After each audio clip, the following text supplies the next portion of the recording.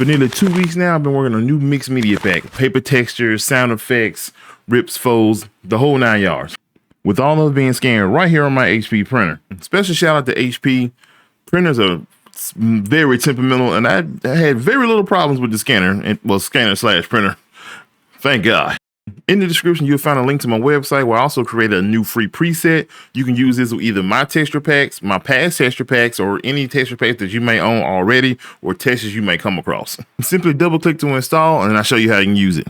Now I got footage on my timeline. I'm gonna hit R on the keyboard and select freeze frame to freeze it in place. Then after you got the free preset installed, go to effects, effects again, and then go to GS effects, and you should see texture preset.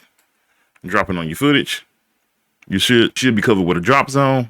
Go into the Spectre tab and click browse and just find one of your textures.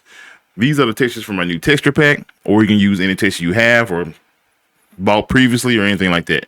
As long as you got a black foundation like this, you can use that texture. I'm sorry. So I'm gonna select this one and hit open, and it automatically masks your footage or whatever you have to that particular texture. In the Spectre tab, you have controls. You got texture controls, which allows you to resize the texture itself. The media controls lets you resize and move around the media. And then effect controls is the entire effect itself, mask, with the texture and the media both at the same time. If you uncheck use, size, and aspect, it gives you the X and Y axis, and then you can resize and reshape how you want. Go back to my media controls. I want to zoom in on T Grizzly, so I'm just going to increase the size and then change the Y and X axis. Now I got him center out. Scroll down even further. You got the brightness and contrast controls. I'm sorry. I got grain controls. If you increase the power on it and it adds more texture to it, I'm gonna zoom in now. You can see it's way more texture and it looks way more like paper. Or you can turn it down to 0, cuts it off completely. There's also a control up here at the top. Some kind of error. I don't know why it end up here and not down here with the rest of the controls, but you cut that on and off, it'll just turn off on the grain controls. Now, after you made your alterations, you can go through and use this texture and break it up into different parts if you want to, for different transitions and different effects like that. Now, to do that, you're going to have to either right click and turn this to a compound clip or a fusion clip. I'm just going to turn it to a compound clip for now. And what this is going to do is going to basically lock in your edits or your alterations that you made. And then this basically become a single piece of media that you can edit in the Fusion page. Now, Fusion, if I want to split this apart, I've done this before in other videos, but this is a little bit of a different workflow. I'm going to select the media, and I'm going to go over here to the hotbar. I'm going to select Matte Control, and then I'm going to grab a polygon node. I'm going to leave this in empty space and create my mask first. So I'm going to move this down a little bit. I'm basically going to mask this part here out. And start at the bottom here. If you hold Shift, it'll create straight lines for you. So if I hold Shift and click, then move up and just click pretty much anywhere, it's still gonna make a straight line regardless. So I'm gonna make a straight line, I'm gonna make a box rather. I'm gonna let go of Shift before my last click. That way it'll connect the mask. And then I can go through and just make little alterations. Zoom in, so I'm gonna make it right here on this line here. This part here I'm not really worried about, and this here is already transparent. So I'm gonna go back to my node flow. I'm gonna click on the output here, but I'm gonna use the right click instead. Right click and then bring it to the matte control. And then I'm select garbage matte. Now I want this part here cut out, so I'm going to my Spectre tab and select invert, and it's going to cut off the rest of the. I'm going to take my media and move it up here to the front, or to the top, I'm sorry. And then I'm going to take the output of it and connect it back to the end of the matte control, and it's going to bring back in the rest of the picture. I'll go back into the hotbar and grab another matte control and repeat the same steps on the polygon node, and I'm going to cut out this centerpiece. So I'm going to hold Shift, click, and create another box. Then right before the last click, you'll see the little turn to a circle, and it'll close off a mask. Once again, right click the output, connect to the garbage matte, and then I'm gonna go back into the Spectre tab and invert. I'm gonna take the output of my media and connect it back to the end of the Matte Control 2. It's gonna give me another merge and repeat the process with another Matte Control. So if you follow along correctly, you should have 3 Matte Controls and 3 polygons. Now we need to connect these 3 so we actually get back our full image.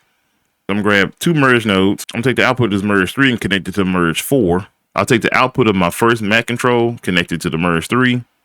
Do the same for the second. We're just gonna make one in the foreground, one in the background. Background is the yellow, and the foreground is the green. Then I'll take my last input, connect it to the green foreground. Then I'll take the output of the merge 4 and connect it to the media out. And that brings back all my media. You can go through and make corrections with the mask if you need to, which for polygon 2, I just need basically to scoot it over. And if I double click here in the node flow, you can still see there's a little bit of a few little lines here. To make it more seamless, just go through and just move your mask around. I'm gonna move my controls over, and with it selected, I'm gonna grab a transform. I'm gonna select the transform by hitting Control C. Then I'm gonna select Mac Control 2 and hit Control Shift V. It's gonna create an instance. With the instance transform, it's a copy of the original. So anything I do in the original transform or the instance, it's gonna duplicate. So if I move this to the side, it's gonna move both those to the side. But I actually want it to not completely copy it. So I go to the instance transform, go into the inspector tab where it says invert transform. I'm going to right click and de-instance, which is going to uncheck this one parameter. Therefore, this will actually move or do whatever I want despite what the original was doing. So I'm going to hit invert transform. So now if I move that center axis, it's going to do the opposite of what transform 1 is actually doing. So I'm going to double click to reset. I'm gonna go to my Mac Control 3 and paste another instance by hitting Control Shift V. And I'm gonna leave it alone so that it actually will follow along. So basically what I wanna do is create a real quick transition. So I'm gonna go to frame 10 and I'm gonna select the diamond on the keyframe on my center X and Y axis. I'm gonna go to frame 0 and I'm actually gonna move this on the Y axis. As you see there, 2 are moving the same way and 1 is moving the opposite. There's a real quick transition. So now if I hit play, it's going to slide in real quick. Now I want to add motion blur to this. So actually right before media out, I'm going to grab another transform, place it in front of the media out. I'm going to use this transform for my motion blur. This is a tip I mentioned before, but this one transform will activate motion blur for the entire node flow. So I'll go into settings, activate motion blur. I'm just going to leave it at the default, because the transition is moving so quick, you're really not going to really see it. If this looks confusing, I promise you it's not. Let's break it down real quick.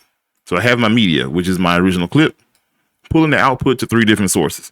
So I got the media clip going to my first Mac control node, and I have a polygon mask, which is connected to the garbage mat. If it's selected here, you can see there it says Mac Control 1, garbage mat. Connected it is a transform. And then I pull the output from the media 1 back to the node flow to create another merge.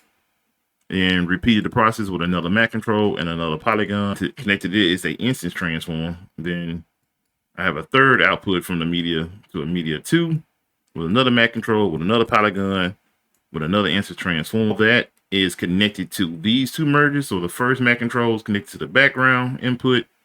Second control, the second Mac control is connected to the third Mac control is connected to the merge 4 foreground, and merge 3 is connected to the input / background of merge 4, which is then feed into a transform, which is then feed to the media out, which takes it back to the edit page, thus giving me my transition. If I go into my effects tab, go into general, and go to my zoom presets here, which are free on my website.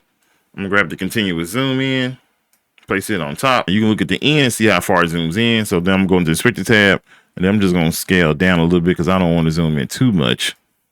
So now as the transition come in, you got to instant zoom in with it as well. The mixed media texture pack is available right now, 45% off for Black Friday, along with everything else on the website. If you're interested in the video on how I made the textures, let me know in the comment section down below. I think I might make that a members only video. So you can click the join button to join here on YouTube, or you can join on my website. Just click on the link that says membership. However, if you get enough comments posted in the comment section down below, let me know you want to see the texture video. I'll just make it a regular available YouTube video as well. And also don't forget to check out the links below for other Black Friday deals like Motion VFX. Right now I think it's 30% off right now. Use code BLACK30 at checkout. Along with Cinepacks, they have a Black Friday sale. I think they're doing 40% off and so much more. Just check out the links in the description, and I'll see you in the next video.